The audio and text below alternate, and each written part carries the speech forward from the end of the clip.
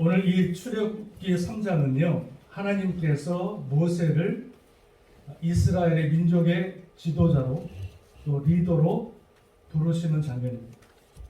뿐만 아니라 모세에게 사명을 주시고 그를 바로에게 보내시는 장면이 출애굽기 오늘 3장에 나와 있는 것을 보게 되어집니다. 이 말씀을 통해서 하나님의 리더는 누구인가?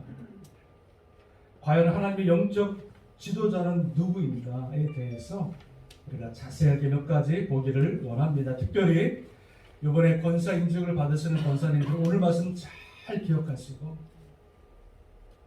예배 녹화된 것을 하루에 10번씩 들으시면서 잘 기억하시고 하나님 앞에 바로 서기를 주님의 이름으로 축원합니다. 아멘. 자, 풀러 신학교에 리더십 강의를 하시는 교수님 중에서 로버트 클린턴 박사가 계십니다. 이 교수님이 1500명에 해당하는 크리스찬 리더들을 만나서 연구를 합니다. 크리스찬 리더들 1500명을 만나서 그들의 삶을, 그들의 교육을, 그들의 모든 것들을 다 조사한 다음에 내린 결론이 있습니다. 한 사람의 지도자, 한 사람의 리더는 어떻게 세워지는가, 이거를 발표했어요. 그래서 이 사람이, 클린턴 이 교수님이 이 한 사람의 리더로 세워지는 데 있어서 5가지 단계가 있다. 5가지 단계. 적으십시오. 여러분 기억을 의지하지 마십시오.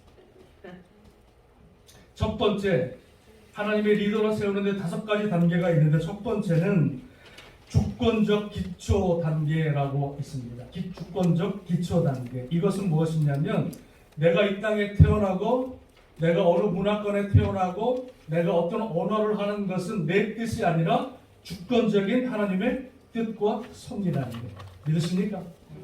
내가 한국 사람으로 태어나는 것, 이거 내 뜻대로 태어나는 것 없어요. 다 하나님의 주권 가운데, 뜻 가운데 태어났다. 그래서 주권적 기초가 첫 번째 단계고요. 두 번째 단계는 무엇이냐면 내면 성장 단계라 이렇게 말씀해 주고 있어요.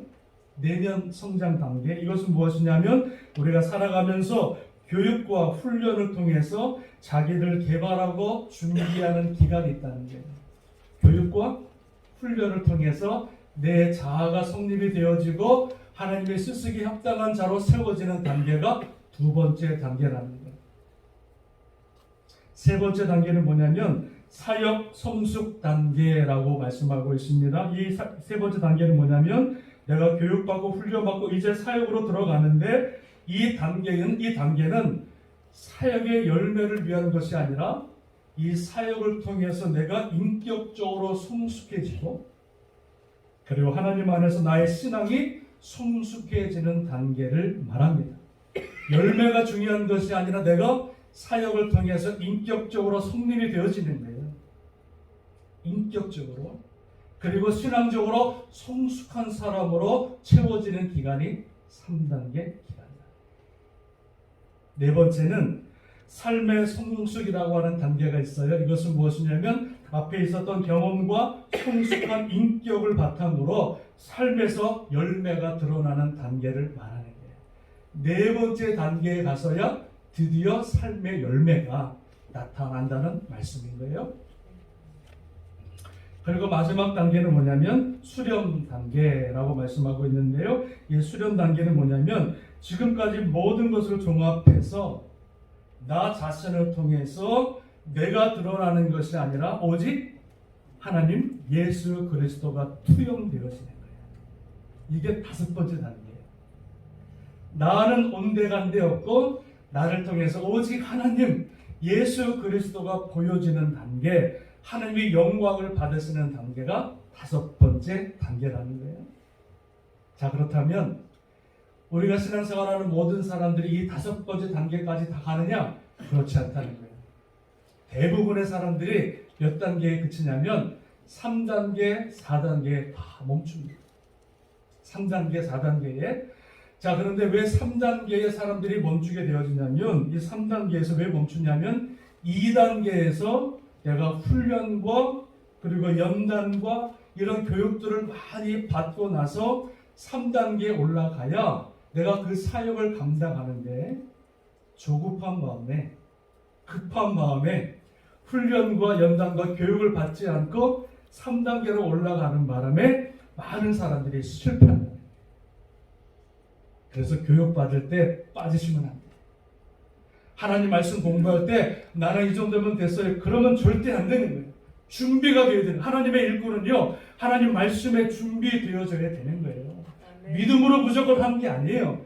준비되어지고 교육받고 훈련받아서 하나님의 사람으로 세워지는. 신학교 안 나온 사람이 여러분 목사 되겠다고 날뛰어보세요. 인정 안 하는 거예요. 준비가 되어져야 되는 거예요. 그래서 준비가 안 되기 때문에 3단계에서 거의 다가 실패하는 거예요.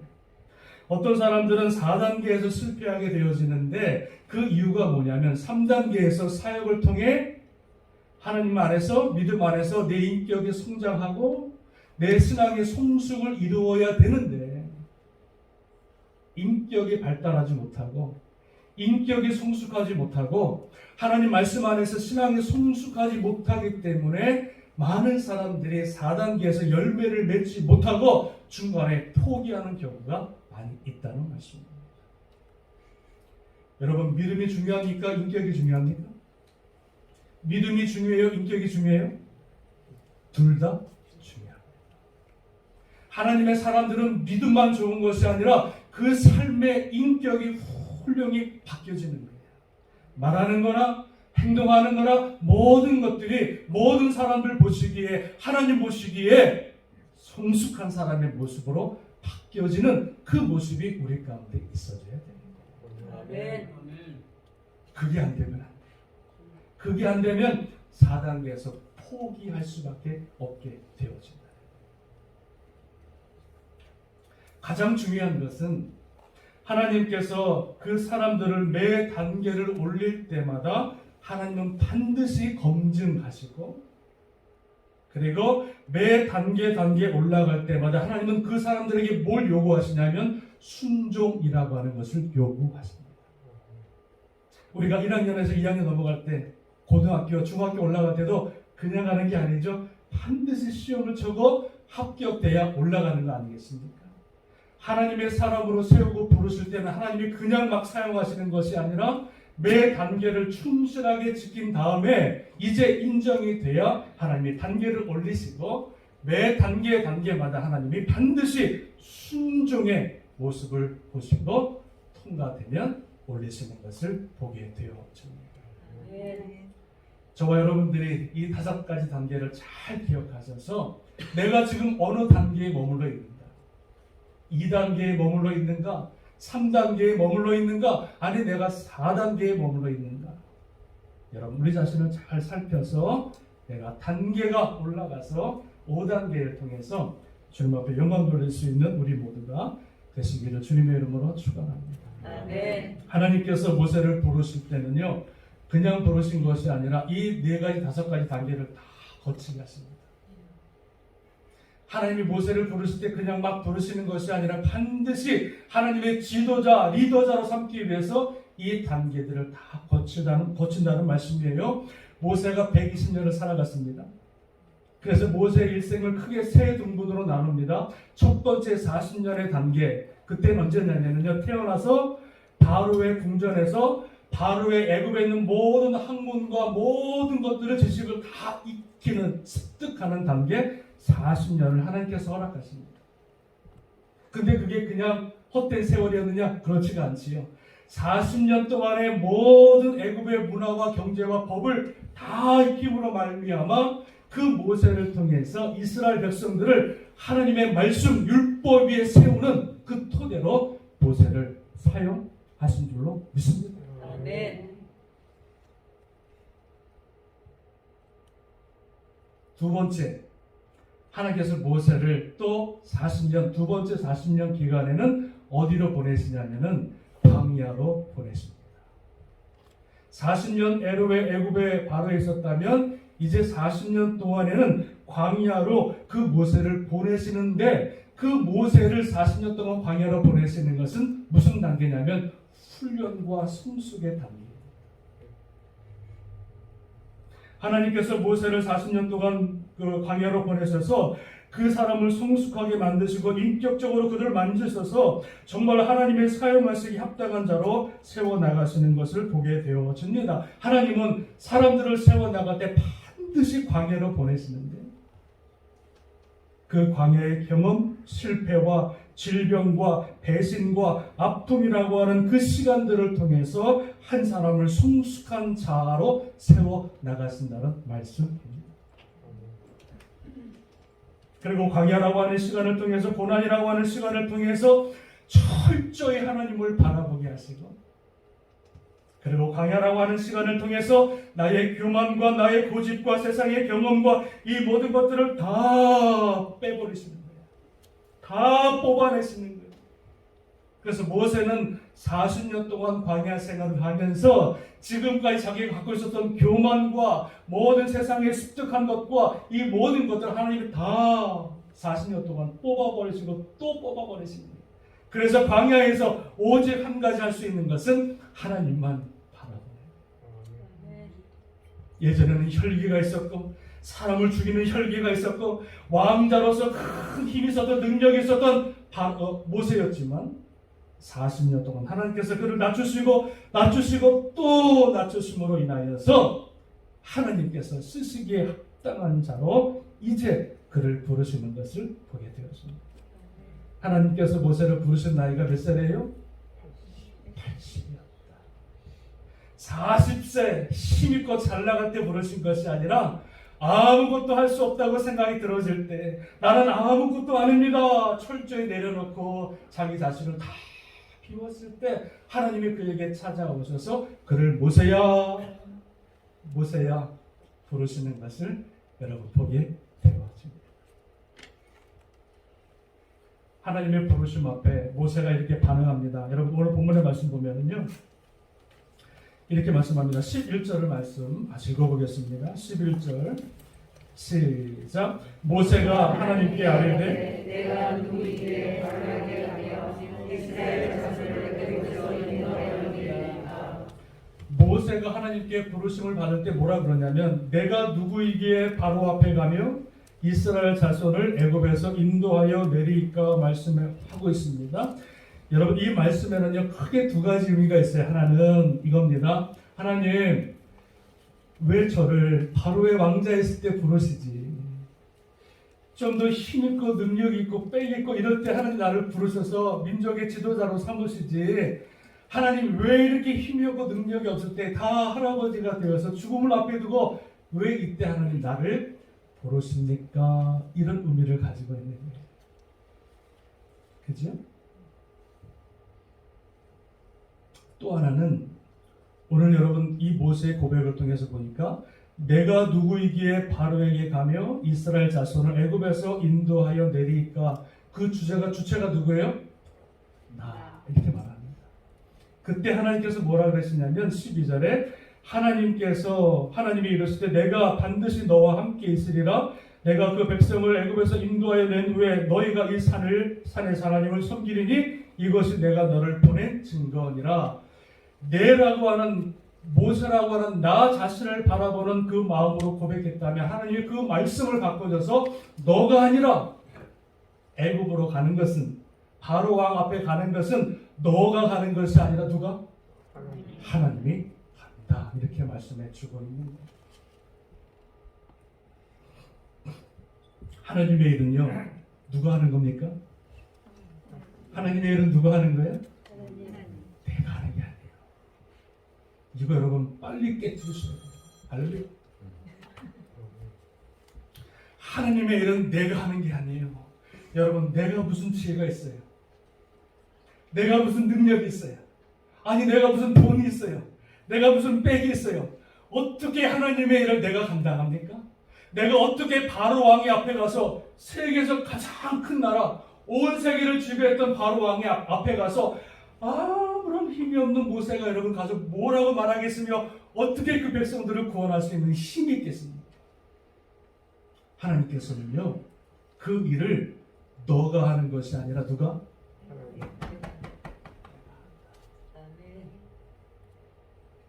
지금까지는 내가 하나님의 일을 하는 줄 알았어요. 지금까지는 내 열심으로 교회를 세우는 줄 알았어요. 내가 지금까지는 내 열심으로, 내 노력으로, 내 믿음으로 주의 교회를 세워나가는 줄 알았어요. 그래서 교만이 하늘을 찔렀어요. 근데 하나님 뭐라 그러십니까? 너가 하는 게 아니야. 하나님의 일은. 하나님의 나라는 너가 세우는 것이 아니냐. 하나님의 교회는 너의 지식으로, 너의 경험으로, 너의 짧은 그것으로 세워나가는 것이 아니라 하나님, 내가 너를 불렀으면 그 부르신 하나님께서 그 일을 이루시겠다. 할렐루야. 아멘. 말씀의 주권입니다. 그러니까 하나님은요, 내가 할 수 있다라고 믿을 때는요, 하나님은 뒤춤지고 가만히 계세요. 한번 해봐라. 어리 한번 해봐. 너 지식으로, 너 경험으로 한번 해봐. 하나님은요, 내가 할 수 있다고 달려들 때는요, 뒤춤지고 가만히 계세요. 그런데 오늘 모세와 같이 80세에 하나님, 저는 아무것도 못합니다. 말이 둔하고 입이 둔하여서 저는 아무것도 가지 못하고 바로 앞에 쓸 수 있는 능력도 없습니다. 이렇게 내가 할 수 없음을 주님 앞에 고백할 때, 내가 아무것도 할 수 없다라고 주님 앞에 두 손 들고 나아갈 때 하나님께서 그를 들어서서 하나님의 사역을 그때 감당하게 하시는 줄로 믿습니다. 여러분, 힘을 빼세요. 힘을 빼세요. 내 교만의 힘을 빼세요. 내 자아, 내 고집, 내 경험, 이런 것들로 하나님의 일을 감당하는 게 아니에요.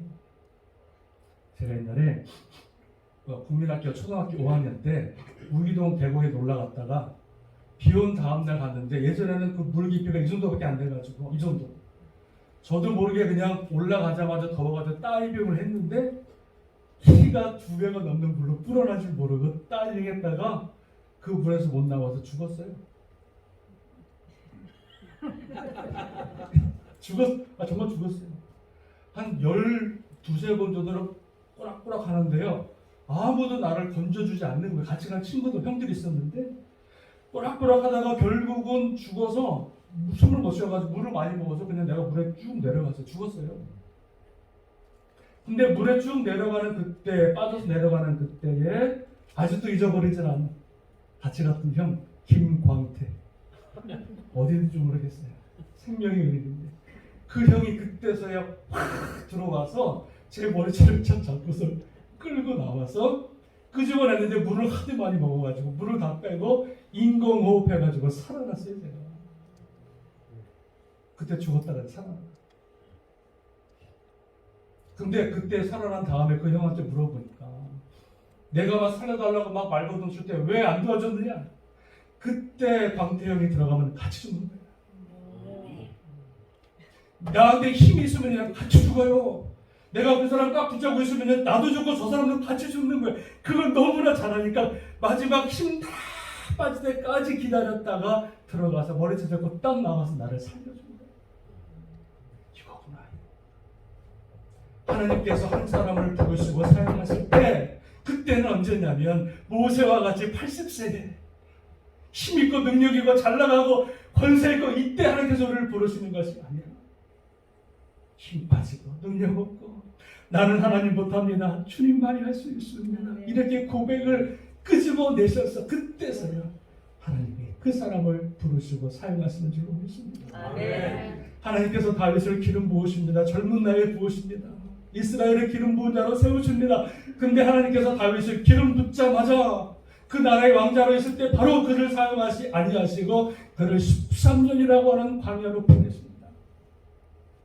힘있고 잘나갈 때, 능력 있을 때, 인기가 있을 때 하나님께서 그를 부르신 것이 아니라 13년 동안 광야에서 구르게 하시고 고난받게 하시고 연단받게 하시고 인간의 최 밑바닥까지 내려가게 하시고, 그 마지막 광야에서 그 다윗이 하나님을 부르시며 하나님을 찬양하며 하나님을 의지하며 시편의 말들을 적어 나갔을 때, 하나님께서 13년이 지난 후에 철저하게 하나님을 의지하는 그 믿음을 보시고, 그때서야 하나님이 다윗을 부르셔서 이스라엘의 두 번째 기름을 부어서 그를 이스라엘의 왕으로 삼으신 줄로 믿습니다. 아멘. 사울 왕과 다윗 왕의 차이점이 무엇입니까? 사울 왕은요, 광야라고 하는 체험이 없었어요. 그러나 다윗은 광야라고 하는 체험을 통해서 모든 것들을 내려놓고 인격이 성숙해지고 신앙이 성숙해짐으로 말미암아 절대적인 하나님을 바라보고 내 모든 것들을 다 무장해제하고 주님 보며 나아갔을 때 하나님께서 그때서야 다윗을 들어 하나님의 민족의 위대한 왕으로 그를 삼으신 줄로 믿습니다. 사랑하는 여러분, 교만하시면 안 됩니다. 하나님이 우리를 부르실 때 교만하시면 안 됩니다. 바짝 엎드려서 하나님이 나를 사용하시겠다고 부르실 때 정말로 바짝 엎드려서 그 주님의 부르심 앞에 나오고 그리고 믿음으로 주님 앞에 서야 하나님이 그 사람을 들어서 아름다운 영광을 드러내실 줄로 믿습니다. 졸리시죠? 거의 다 끝났습니다. 주일날 말씀 듣는데 졸리시는 것도 은사야. 참 은사야. 저는요 말씀 전할 때 제가 뭘 보냐면은 그 사람의 눈을 봅니다. 근데 영이 살아있는 사람들은요 하나님 예배에 말씀 드릴 때 눈빛이 또렷또렷하고요 주의 종의 머리를 쫙 뚫어지게 쳐다봅니다. 근데 영이 흐린 사람들은 절대로 주의 종의 얼굴을 안 봅니다. 그리고 눈이 감깁니다. 딴색합니다. 저를 쳐다보는데 제가 딱 보면 이 사람 지금 딴색하고 있는 거 다 보여요. 아 정말 보여요? 희한하죠. 주의 말씀 들을 때 희미한 사람들, 희미한 사람들 반드시 시험 받아요. 믿으십니까? 저는 지금 바짝 차리시고 비디오 볼 때 유튜브 볼 때 눈이 초롱초롱 하시다가 하나님 말씀 듣는 시간에 막 그냥 동태로 돼가지고 그거 안 돼요 여러분. 웃을 일이 아니에요. 30분 설교 듣는데 그게 힘들어가지고 힘들면 어떡하겠다는 거예요. 죄송합니다. 무리한 말씀. 죄송하고요. 마지막 하나님이 모세를 부르셨잖아요. 그 다음에 이제 하나님께서 모세를 부르셨는데 이제 보내시는 장면을 보게 되었습니다. 자, 하나님께서 모세를 부르시고 또 보내시기 전에 불꽃 가운데 떨기 가운데 주님 나타나십니다. 그리고 하나님께서 뭐라 그러시냐면 모세야 너가 이곳은 거룩하니 이곳에서 너의 신발을 벗으라 이렇게 말씀하십니다. 여러분 신발을 벗으라 이 말씀은 무엇입니까? 그 당시에 여러분 노예들은 신발을 신지 않았습니다. 하나님께서 여호수아를 부르실 때도 너의 신발을 벗으라 말씀하고 있어요. 하나님께서 그를 부르신 것은 누구로 부르셨냐면 하나님의 종으로 노예로 부르셨다는 말씀이에요. 신발을 벗으라 이 말씀은 무엇이냐면 지금까지는 내 욕심대로 내 원하는 대로 내가 막 다니고 살아왔다면 그 신발을 신고 이제는 그 신발을 벗고 하나님 말씀하시는 그 말씀대로 순종하는 하나님 말씀대로 순종할 수 있는 하나님의 사람이 될 것을 하나님께서 말씀하시고 그를 부르신 줄로 믿습니다. 아멘. 하나님의 부르심 앞에 모세는요 8번 불순종합니다. 하나님 내가 누구이건데 하나님 저는 못해요. 만약에 저 사람들이 너가 누구냐 물으면 내가 뭐라고 말해요. 하나님 너희가 믿는 하나님은 누구냐 물으면 내가 뭐라고 대답합니까? 하나님 8번이나 불순종합니다. 가라 못 갑니다. 가라 못 갑니다. 하나님 저는 능력이 안 됩니다. 불순종합니다. 8번. 그때마다 하나님께서 말씀하시고 설득하시고 하도 말을 안 들으니까 지팡이를 던져라 뱀이 되게 하시고 그 뱀을 집으면 또 지팡이가 되게 하시고 내 손을 품에 집어넣어 버려라 집어넣고 딱 빼니까 문둥병에 걸렸고 또 집어넣으니까 힐링을 받게 되었습니다. 나의 강에 피바다가 되어지는 역사를 보여주시고 그때서야 모세가 자기의 고집과 불순종의 마음을 깨뜨리고 하나님 앞에 하나님 가겠습니다.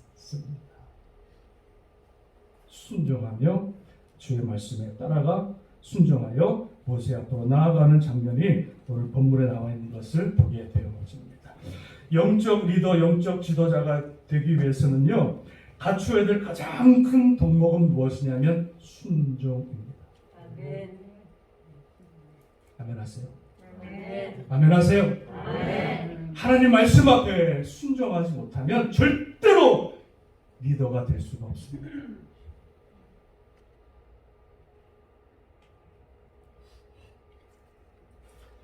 모세를 가리켜서 세상 지상에서 가장 온유한 자라 이렇게 말합니다. 나중에 이 온유라고 하는 단어가 뭐예요? 길들여졌다라고 하는 뜻이 있어요. 다시 말씀드리면 야생마가 준마로 바뀌어졌다는 뜻이에요. 야생마는 자기 뜻대로 막 그냥 달리죠. 주인만 안 됐죠. 그런데 준마가 되었을 때는 뭐예요? 주인이 툭툭 치면 오른쪽 가자면 오른쪽 가는 거예요. 왼쪽 가자 그러면 왼쪽 가는 거고 직진하자 그러면 직진하는 거예요. 야생마가 되어서는 절대로 주인이 못하여 그러나 준마가 되어서 주의 말씀에 하나님 주인의 말씀에 순종할 때야 비로소 그 야생마가 준마가 되어 주님 앞에 쓰임받게 되는 것을 여러분 보게 되어집니다. 아멘. 하나님이 명령하실 때 모세가 불순종했다면 모세야 뒤에는 애굽 군대가 쫓아오니까 너는 홍해가 있지만 홍해를 향해서 명해서 지팡이를 치라 그랬을 때 하나님 말이 됩니까? 홍해 내가 지팡이 친다고 무슨 일 일어나겠습니까? 불순종했다면 200만 명이 다 그 자리에서 죽게 되었습니다. 그러나 모세는 이제 하나님 앞에 순종하기로 결단했고 순종의 사람으로 바뀌었기 때문에 말도 안 되는 명령을 주님께서 내리실 때 홍해를 향해서 지팡이를 내려주매 그 홍해가 갈라지고 200만 명이 육지와 같이 건너가게 된 줄로 믿습니다. 아멘. 바위를 쳐서 물을 내라 말씀하실 때 하나님 물이 바위에서 나옵니까? 말이 됩니까? 하나님 못합니다. 그러지 아니하고 바위를 쳐서 명령하라 말씀했을 때 하나님 말씀대로 순종하며 믿음으로 바위를 쳤을 때 그 바위가 갈라져 그곳에서 생수가 터져서 200만 명이 먹고 남는 큰 놀라운 역사가 나타나게 된 줄로 믿습니다. 아멘.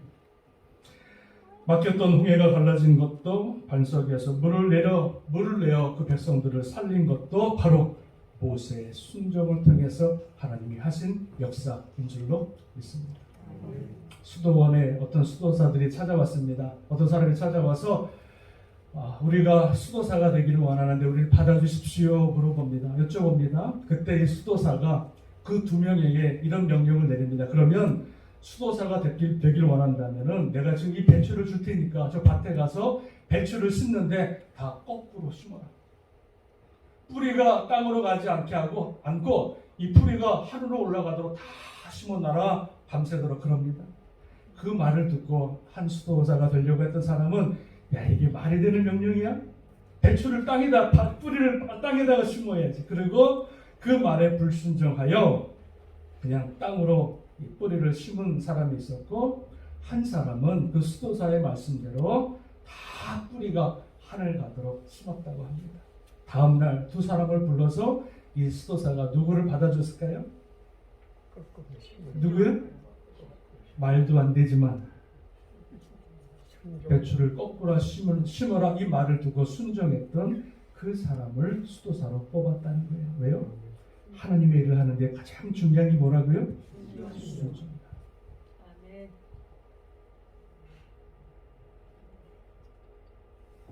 사무엘상 15장에 하나님께서 사울 왕을 불러서 말씀하시기를 아말렉과의 전쟁에서 너희가 이기면 그 아말렉에는 모든 사람뿐만 아니라 짐승까지 다 죽여라 말씀하시고 왜요? 아말렉은 평생의 왼수였거든요. 이스라엘 사람들과 이번에 완전히 그들을 진멸할 수 있는 기회를 준 거예요. 근데 사울 왕이 딱 나가서 전쟁에 승리한 다음에 다 죽였는데 전리품을 보니까 아주 탐나고 욕심나는 것들이 있어서 그것들을 죽이지 않고 자기가 취합니다.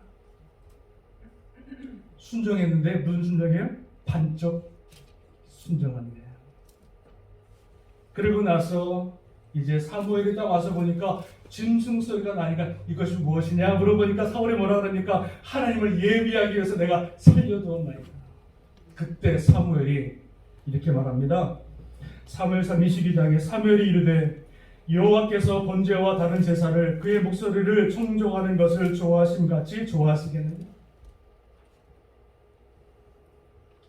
하나님은 번제와 제사보다 더 좋아하는 게 있다는 거예요. 예배보다 재물보다 11조보다 더 주님께서 보시는 게 있다는 거예요. 이게 뭡니까? 바로 순종이 제사보다 낫고 듣는 것이 수양의 기름보다 나으니.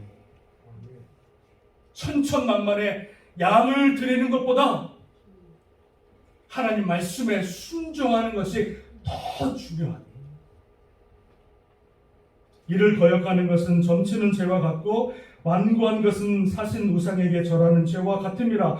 왕이 여호와의 말씀을 버렸으므로 여호와께서도 왕을 버려 왕이 되지 못하게 하셨느니라. 하나님 말씀에 불순종하는 게 뭐예요? 하나님 말씀을 버린 것과 같다는 거예요. 믿으십니까? 여러분, 우리는 주님 앞에, 하나님 앞에 정말로 하나님의 리더자가 되기 위해서는 하나님 말씀 앞에 순종할 수 있는 것을 배워야 됩니다. 내가 순종하지 않으면 그 사람이 리더가 되었을 때 절대 다른 사람이 순종 안 합니다. 내가 거역하는 영이 있으면 절대 그 사람이 리더가 되었을 때는 반드시 다른 사람들이 그를 거역하는 역사가 또 나타나게 되어집니다. 그러나 내가 말도 안 되지만 하나님 말씀 앞에 순종하며 나아갈 때 불평하고 원망하는 것이 아니라 하나님 말씀 앞에 내 지식과 이해는 도저히 안 되지만 하나님 말씀하셨으니 내가 순종하겠나이다 나아갈 때 그 사람이 리더가 되어져야 교회가 평안하고 모든 사람들이 그 사람을 리더로 인정하고 존경하게 되는 줄로 믿습니다. 아멘. 히브리서 5장 8절에 예수님은 아들이면서도 받으시는 고난으로 순종함을 배웠어. 예수님도 순종을 배웠다는 거예요. 순종함을 배워서 온전하게 되셨은즉 자기에게 순종하는 모든 자에게 영원한 구원의 근원이 되게 하셨다. 본인도 하나님 말씀에 순종합니다. 마지막 죽기 그 순간까지 하나님 이 십자가를, 이 잔을 내게서 옮기시옵소서 기도했습니다. 그때 마지막 기도가 뭡니까? 그러나 주여 내 뜻대로 마옵시고 아버지 뜻대로 순종합니다. 예수님도 순종합니다. 그리고 주님께서 뭐라고 그러시냐면은 내가 순종을 배워서 온전하게 되었다. 여러분, 순종하게 되어지면 온전해집니다. 그리고 자기에게 순종하는 모든 자에게 영원한 구원의 근원이 되게 하시겠다 약속하고 있는 줄로 믿습니다. 하나님께서 우리를 보내실 때, 하나님의 사역을 맡길 때 반드시 필요한 덕목이 뭐냐? 순종. 믿으십니까?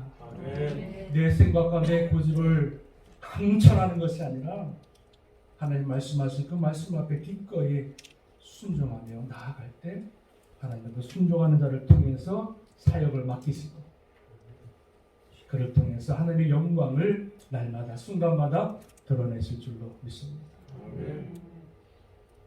사랑하는 여러분, 하나님이 세우신 교회에는 질서가 있어야 합니다.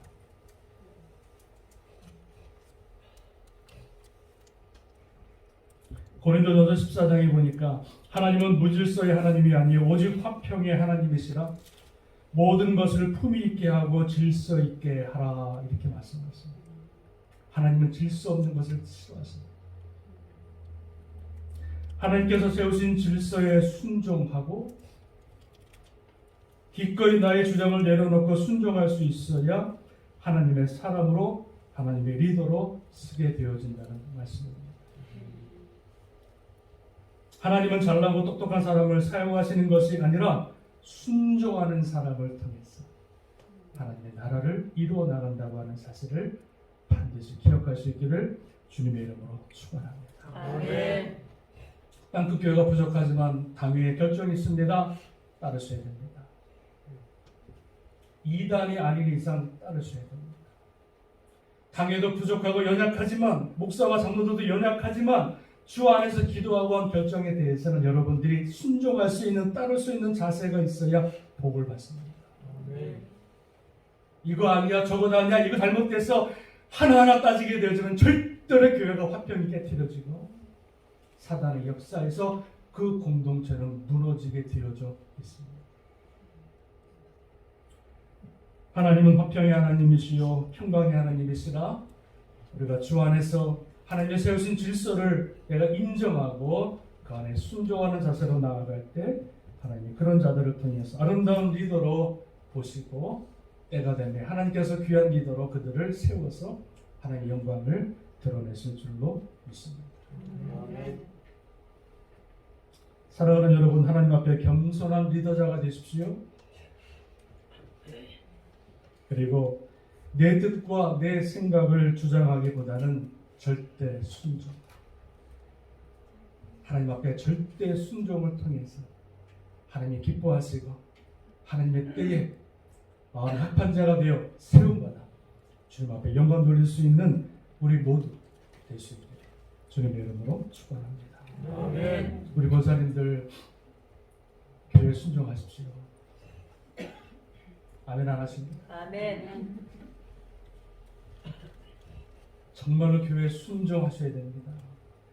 그래 하나님이 기뻐하시고 새로 세워주시는 권사님을 통해서 하나님의 영광을 받으실 줄로 믿습니다. 아멘.